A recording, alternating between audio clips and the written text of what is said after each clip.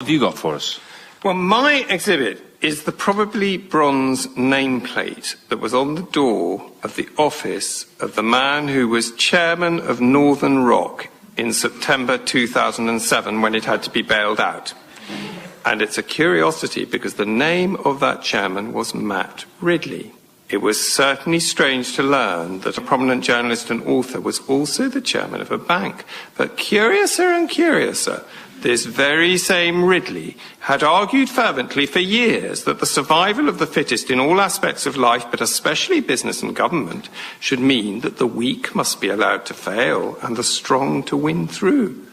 Yet when his bank became the first financial domino to fall in the credit crunch, you and I had to reach into our pockets to pay for it to survive.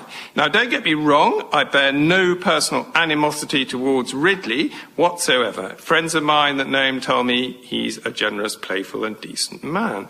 But in his books and articles, Ridley explicitly stated that evolutionary theory justified Thatcherite selfish capitalists stuff like cuts in government spending and a tax system in which the rich rob the poor. This was the natural order. And he summed it up with the words, "The more we limit the growth of government, the better off we will all be." Yes, that statement was made by the very man who was in charge of the very bank which had to be nationalised. And to top it all, making this a downright exotic exhibit, I'm sure you'll agree, was he in charge of this bank because of the natural selection he espoused? Because he was the fittest person to be the bank's chairman? No, it was because his father had been its chairman for years. So when looking at this exhibit, I hope visitors will be reminded that the great credit crunch of 2008 was actually caused originally by Mrs. Thatcher's deregulation of financial services in the 1980s, the Big Bang that enabled a building society to become a casino in which we paid the gambling debts when people like Ridley placed the wrong bets. And that never again can the specious, evolutionary just-so stories of the likes of Ridley be accepted as justification for a greed-is-good society.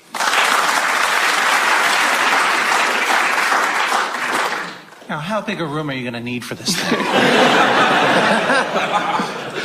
So it's the brass nameplate. It's a small exhibit with potentially huge emblematic significance. Yes, yeah. I do think they should have actually a credit crunch museum. Because the people I feel most sorry for in all this are people in their sort of mid-20s who, for the last 15 years, if you turn on any television programme, there was no sense that you could lose out. I mean, I think that a lot of those property programmes have something to answer for, because at no point did they ever suggest that this could go wrong. When I was at school, my history was mostly based modern political system, so it would have been about the Tudors, it would have gone up to the First World War. I know what happens, the Tudors didn't use plates, they ate their food off bread. But that wouldn't get me out of negative equity, would it? There's an interesting bit of research here. If you had bought £1,000 of Northern Rock shares in October 2007, a year later it would have been worth £4.95. Whereas, if you'd bought £1,000 worth of Tennant's Lager, drunk it all, and then took the empty cans to the aluminium recycling plant, you get 214 quid.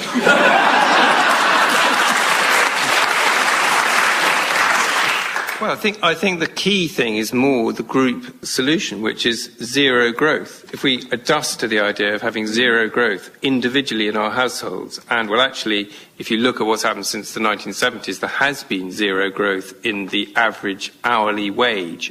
Actually, Thatcherism and Reaganomics resulted in a massive increase in the wealth of a tiny minority of people, but the vast majority of people in this room, they got no more money than they previously had in the 1970s.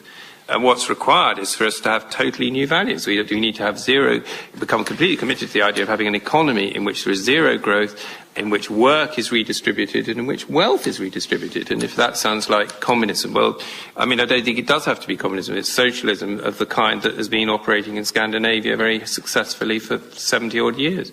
I think we should, with alacrity, enthusiasm, accept your idea for the museum. In fact, I think we'll take alongside your idea, Sean, too, and we'll have a whole credit crunch museum wing of the Museum of Curiosity. And in the centre... Fred Goodwin in a liquidizer, big glass one. And you can pay £1 and you just press the button and it goes... He's liquidised, and then we clone him, and for eternity he gets liquidised? Or is that just too far? But anyway, at the centre of the Credit Crunch Museum, in honour of Oliver's excellent suggestion, will be Mr. Matt Ridley's desk Toblerone. Thank you very much.